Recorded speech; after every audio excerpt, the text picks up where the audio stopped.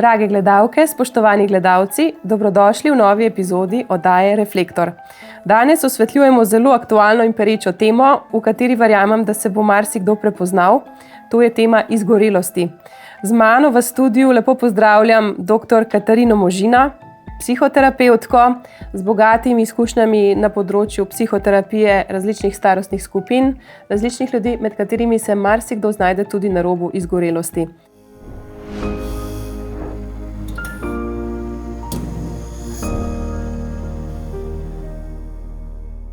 Katarina, medvi se bova tikali, ker se že odprej poznava.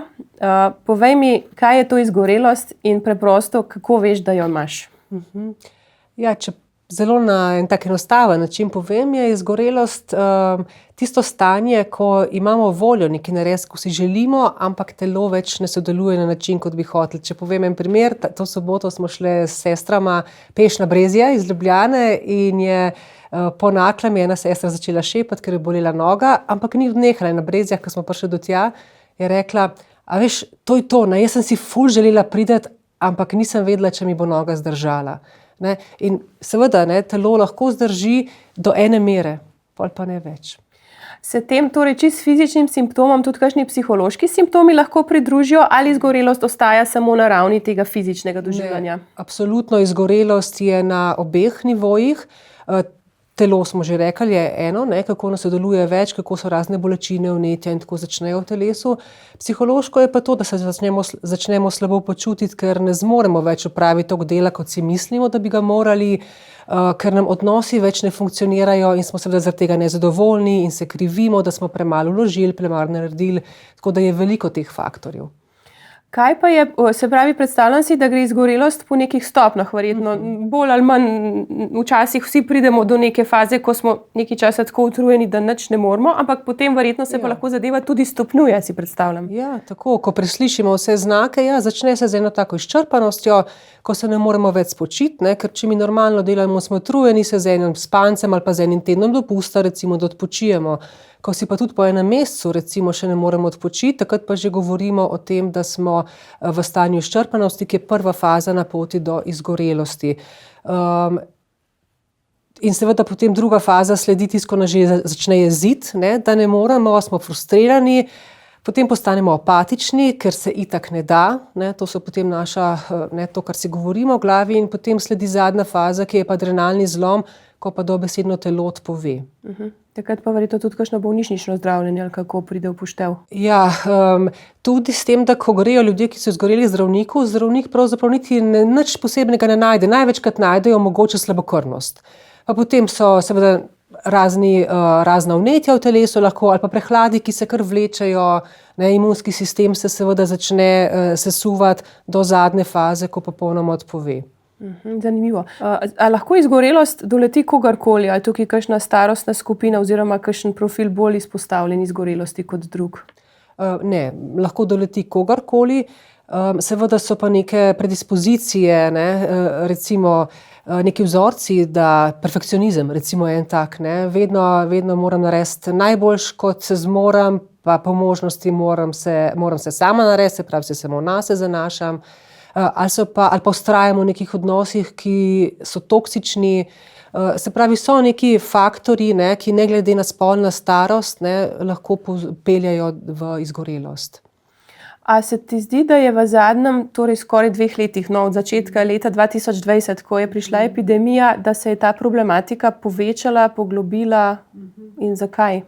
Ja, zdaj verjetno se je tudi zaradi tega, že kar nekaj časa opažamo, da se izgorelost povečuje, zato ker je čedalje več pritiskov na ljudi, strani delodajalcev, tudi samih od sebe. Slovenci smo tak narod, kjer je delo velika vrednota, in si zelo si vreden, če vidiš delo, če narediš čim več. Tako da seveda je pa ta situacija s covidom, in se pravi s karantenami, ko smo ostali doma, je pa mogoče poslabšala z tega vidika, da sta se tam lahko pridružili še malo več tega strahu, tesnobe in depresije, ki sta pa tudi simptoma izgorelosti. Se pravi, se lahko potem še, kako ne rečem, dodata k temu, da se sindrom hitreje razvija. Sem zasledila ravno v zadnjem letu in pol tudi več člankov ali pa kakšnih intervjujev tudi z mladimi ženskami, recimo, ki so z otroki ostale recimo doma in je bilo tukaj res veliko tega stresa prisotnega, pa ta mal tudi nekako Zoom izgorelost ali kako je prav en tak poseben izraz, torej mal ta. Zdaj smo bili še več pred ekrani in tudi, da pri otrocih je prihajalo do težav v zvezi s tem, ne? Ja, je. Seveda, eno je, da starši smo vseeno mogoče, vsaj moja generacija in mlajši, navajeni na računalnik, na uporabo teh aplikacij, kot so Zoom, Skype in tako naprej. Otrokom je bilo to mogoče malo bolj novo, ampak starši smo povsem pričakovali, da bojo oni sedeli pred ekranom, toliko in toliko ur, bili zbrani in sodelovali, tudi učitelji so pričakovali, in seveda je bil to na otroke kar velik pritisk, pa tudi sami nase, moram biti, in so otroci tudi seveda pregorevali. Zdaj si bova pogledali, posneli smo pričevanje enega gospoda, dr. Mitje Bračiča. On je, imam tlele prav na listku napisano, da bom pravilno navedla, strokovnjak za športno diagnostiko, športne treninge in zdravljenje poškodb. In se je tudi sam soočil z izgorelostjo, tako da smo ga šli posneti v njegovo pisarno, kjer nam je nekaj povedal o tem. Torej, kako ste pa občutili to svojo izgorelost? Kaj se je zdaj čisto na neki fizični ravni z vami dogajalo? Enostavno me je življenje odklopilo. Nisem imel energije, nisem mogel vstati iz postelje. Vsak napor mi je bil gromozanski napor, že to, da sem šel v službo, že to, da sem peljal otroke v vrtec, kakršnokoli fizična akcija je bila nemogoča. Zelo težko sem delal, potem sem tudi v bistvu fizično se zanemaril, sem se zredil, nisem se več bril, nisem skrbel za hrano, določeno obdobje sploh nisem jedel, določeno obdobje sem se pa prenažiral z nezdravo hrano. Tukaj smo lahko slišali, kako je, ko pride do zadnje faze, ko dejansko človek obleži, ko je rekel, ne more iz posle, tudi nima volje za te vsakdanje stvari, higieno. Če samo majčkeno s vidika hormonskega ravnovesja pogledamo, vemo, da ko pride do nekega stresa, se pravi, ko stres je reakcija na neko spremembo, ki se nam zgodi v življenju, in takrat se najprej sprožita dva hormona, to sta adrenalin in noradrenalin, ki poskrbita, da lahko hipno odreagiramo in uredimo situacijo. In če se situacija uredi, potem lahko naprej nadaljujemo življenjem, ta dva hormona se pravzaprav zelo hitro umirita. Če pa se situacija ne uredi in še traja, potem pa nadledvična žleza začne izločati hormon kortizol, ki pa poskrbi za to, da smo dlje časa v akciji in pripravljeni in pač reagiramo in iščemo rešitve. Zdaj kortizol je tudi na dnevni bazi, recimo to imenujemo cirkadiane ritme, niha, se pravi, zbudimo se z večjo količino kortizola in potem do večera počasi pojenja, da lahko zaspimo. Če ta količina ne pojenja, potem seveda ne moremo zaspati. In v tej zadnji fazi, kot smo slišali na posnetku, je pa to, da je nadledvična žleza že tako izčrpana, da tudi ne more več črpati zadostnih količin kortizola in takrat pač telo obnemore.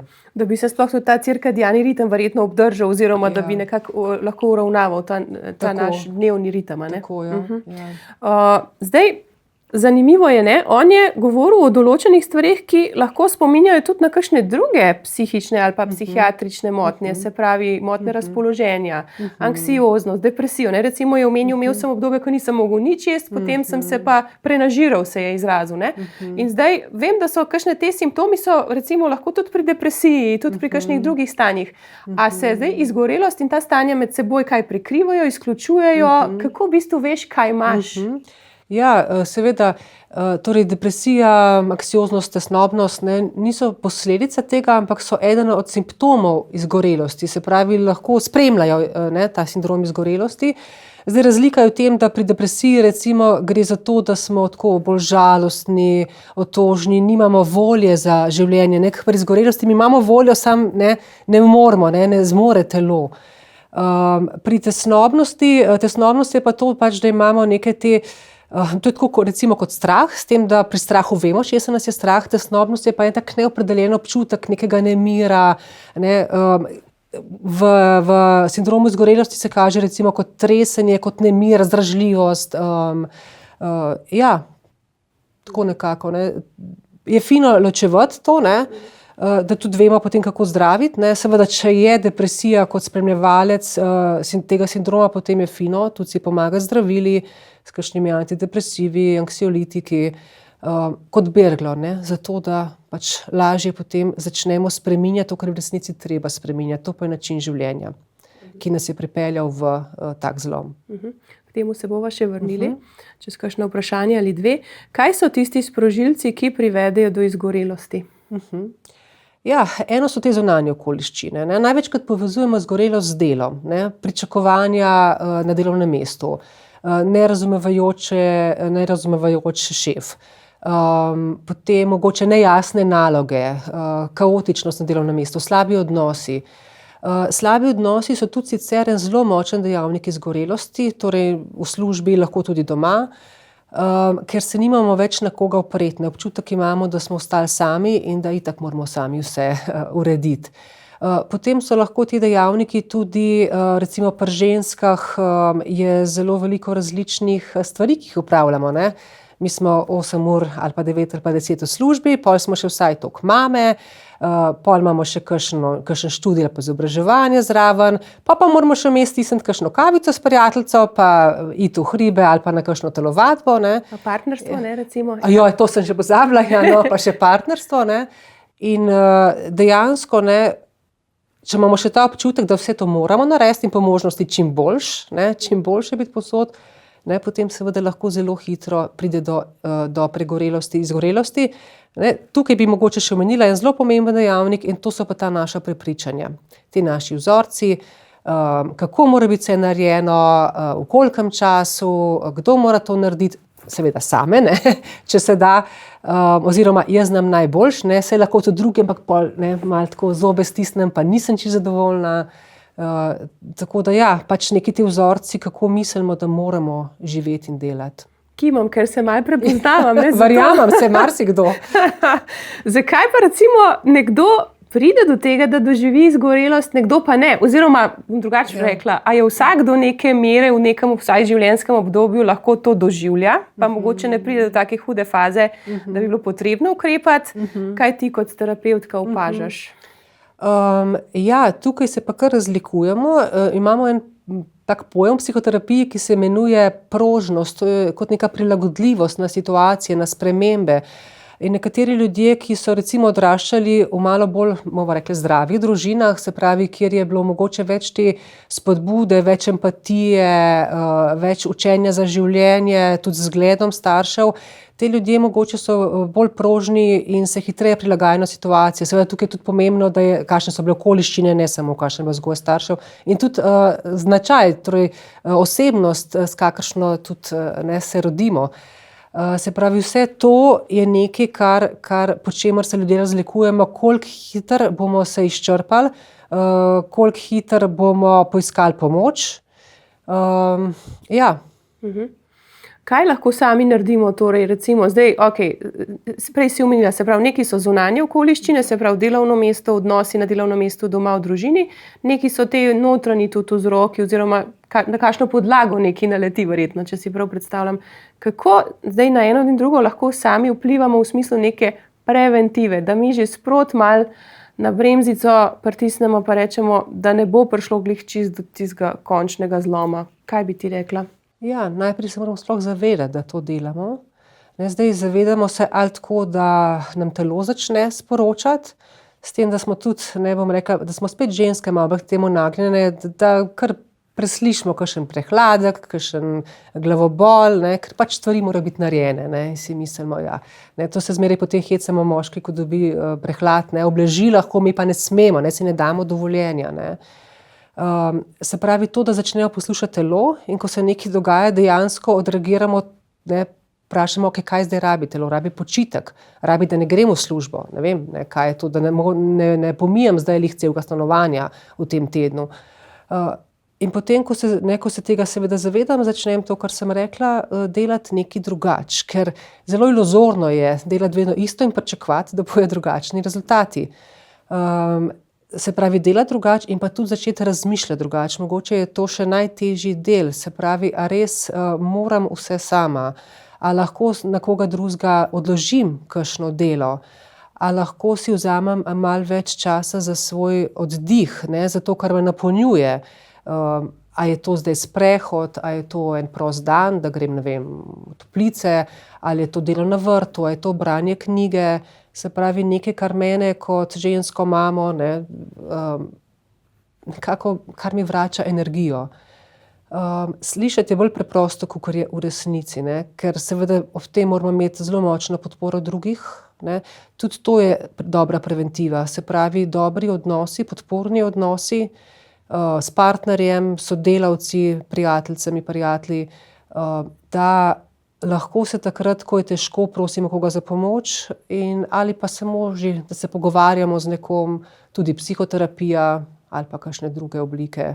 Tudi prej sem omenila recimo antidepresive, ne, včasih so tudi ta zdravila psihiatrična, neka zelo pomembna bergla, seveda pa to je vedno dovolj samo, kadar dejansko začnemo tudi spreminjati to, kar nas je pripeljalo v situacijo. Me zanima, a ženske prej poiščejo pomoč kot moški? Kakšne so tvoje izkušnje? Ker predstavljam si pa, da izgorelost vendarle ne izbira tudi po spolu. Se pravi, so tudi moški k temu nagnjeni, vendar mogoče, ker niso navajeni toliko govoriti ali pa toliko, bi rekla, racionalizirati teh svojih čustev, da so tudi lahko v nek začaran krog ujeti. Seveda še, mogoče ženske, mogoče ravno zato, ker prej poiščemo to pomoč, ne manj sramujejo v zvezi s tem, da ne morem pa da grem poiskati strokovno pomoč. Pač je tudi danes še več žensk klientk, ampak se pa delež moških kar občutno veča. Moški pa ponavadi pridejo že v tisti bolj zadnji fazi, ko že odnos razpade, ko je na tem, da izgubi službo, ko je kakšna resna bolezen, ne, posredi. Ženske pa se pravim, pridejo malo prej, ampak ne prepoznajo tako tega kot izgorelost ali pa kot, ampak samo rečejo, da so utrujene, da jih noben ne razume, da nimajo podpore partnerja in tako. In to je bila pol ta vaša pot ven iz izgorelosti? Ta pot je v bistvu vsakodnevno delo.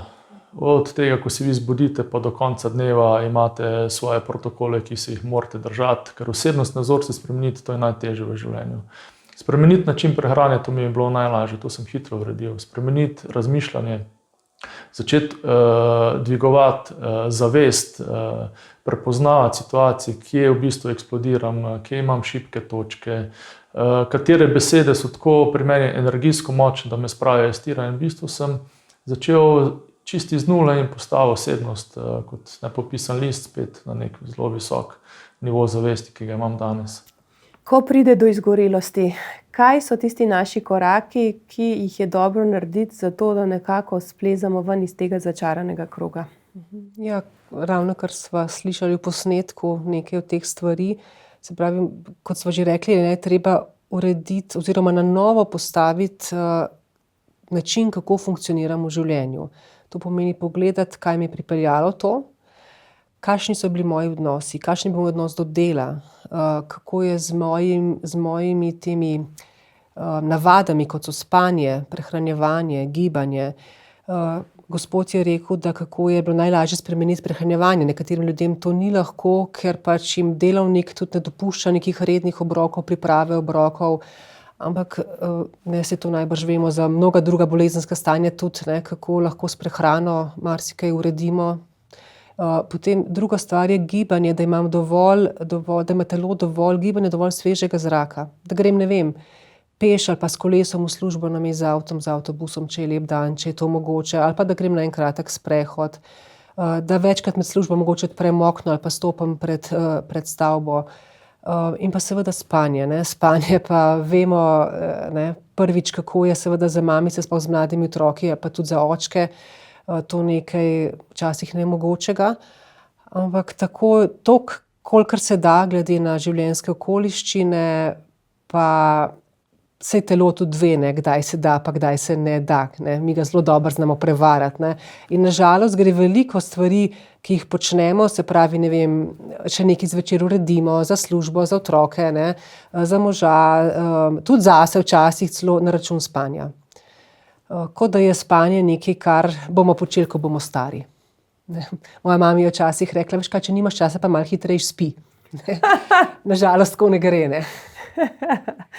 Okay, se pravi, to so neke tiste okoliščine, na katere lahko vplivamo tako. z lastno odločitvijo. Greš 1 uro prej spat in tako naprej. Ja. Torej, če te prav razumem, tudi brez slabe vesti čez vikend kakšno urco odspat po kosilu, če se le da. Ne samo slabe vesti, to je celo nujno, kadar smo tako utrujeni. Potem pa seveda tudi urediti odnose, kjer niso urejeni, ker odnosi zelo izčrpavajo lahko. In pa to, kar smo rekli prej, služba, se pravi, če je služba, kaj lahko spremenim, vedno to gledamo, kaj je v moji moči. Ker ni sam stres ali pa nek traumatičen dogodek tisti, ki mi povzroči težavo in stisko, ampak to, kako se jaz odzivam na to. Se pravi, vedno ima možnost se nekako odzvati. Najhujše je takrat, ko smo mi v krču, seveda, ko se zgodi nek stres, si mislim, nič ne morem, takrat se naše mišljenje zakrči, ker je seveda se vse usmeri samo na to, da bom čim prej rešila. Takrat ne razmišljamo, da imam več možnosti. Ampak imamo in gledamo, v službi, mogoče ima šef previsoke zahteve, mogoče mi delo ni všeč. Ampak lahko imam pa jaz, ne vem, lahko sem pa prijazna s sodelavkami, lahko pa si privoščim dobro malce vsak dan. Se pravi, kaj lahko naredim, da bo meni v neko večje zadovoljstvo. Na posnetku je rekel dr. Mitja, najtežje je te vzorce na novo prepisati oziroma napisati. Verjetno je to, kar bi rekla, zahtevna stvar. A se vsak sposoben s tem soočati, ali se nekateri morda rajš umaknejo oziroma se zatečejo? To pa že malo bolj psihoterapevtsko vprašanje. Vzorce zelo težko sami spreminjamo, ker imajo za nas nek smisel. Nastanejo običajno v nekem obdobju zgodnjega otroštva, ker se s temi vzorci mi prilagodimo na takratne razmere. Te vzorci pa seveda kot odrasli, razmere niso več iste, mi pa še kar isto reagiramo. In da najprej to spoznamo, kako so vzorci nastali, kakšen smisel so imeli za nas, in da začnemo razumeti, da danes ne samo, da nimajo več smisla, ampak da nam celo težave povzročajo, zato pa skoraj rabimo neko strokovno spremstvo. To je tako, kot da bi se dvignil nad lastne misli in jih verjetno z nekega helikopterja opazoval. Tako, z take metapozicije. Z neke take pozicije, da lahko razčleniš najbrž, kako razmišljaš, zakaj tako reagiraš. Zakaj tako čustvuješ, se vedeš, razmišljaš. Ampak kakšni ljudje vseeno rajši izberejo neko večno vlogo žrtve, kot da bi kaj spremenili? Najbrž je do tega precej. Ja, to je bilo tudi pomembno vprašanje. To je zelo težka naloga, nam je gospod povedal, ki zahteva veliko vztrajnosti, potrpežljivosti, ponižnosti, truda in seveda vsakemu se to ne da.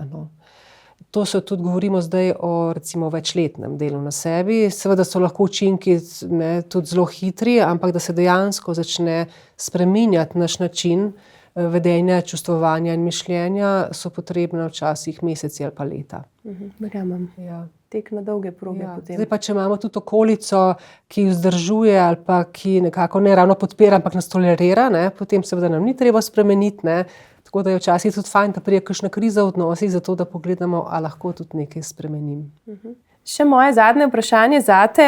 Včasih se mi zdi, da se kristjani nekako se nam zdi, da se nam to pa ne bi smelo zgoditi, ali pa da vsako neka taka hujša motnja razpoloženja, neka psihološka kriza, psihiatrična bolezen, da je neka posledica pomanjkanja naše povezave z Bogom. Oziroma, kako ti gledaš na to in kaj bi rekla, da je tukaj nam lahko tudi neka vloga duhovnosti oziroma Boga pri temu, da se iz teh stanj lažje potegnemo oziroma da lažje vzdržujemo neko mentalno higieno in lepše mentalno zdravje. Zna biti tudi tako, kot praviš, da si mislimo ali pa tudi dobimo ta sporočila od tega, da te Bog kaznuje, nisi redno hodila k maši, nisi dovolj molila, nisi bila dovolj ponižna, pač nekaj. Ampak kot smo rekli, ta bolezen ne izbira, nima veze zdaj z mojim odnosom do Boga. Ima pa seveda vezo z mojim odnosom do sebe in kako ravnam s sabo. Duhovnost pa lahko pomaga v tem smislu, da se pač oprem na nekaj. Prej smo rekli, da ta bolezen zelo lahko nastane, ker imam občutek, da sem sama za vse in se samo nase opiram. In če imam vero, če se lahko oprem na nekoga drugega, je to Bog in ta občutek, da lahko nekaj spustim in da lahko tudi lažje počakam, potem seveda to je nekaj, kar mi lahko precej pomaga. Tudi vidim v svoji praksi terapevtski, da ljudje, ki imajo kakršnokoli obliko duhovnosti, da niso tako samozadostni, ne, da veliko prej in lažje napredujejo, lažje se spoprijemajo s trpljenjem. Konec koncev pa tudi ne piše v Svetem pismu, da ljubi svojega bližnjega kakor samega sebe, ne, in kako bomo imeli radi druge, če še sebe ne znamo imeti. In to ni ljubezen do sebe, če se tako izčrpavamo.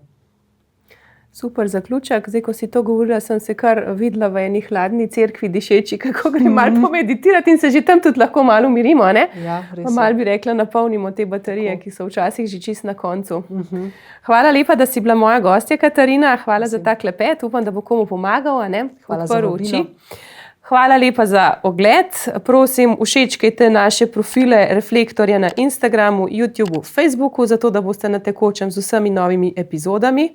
Srečno in nasvidenje!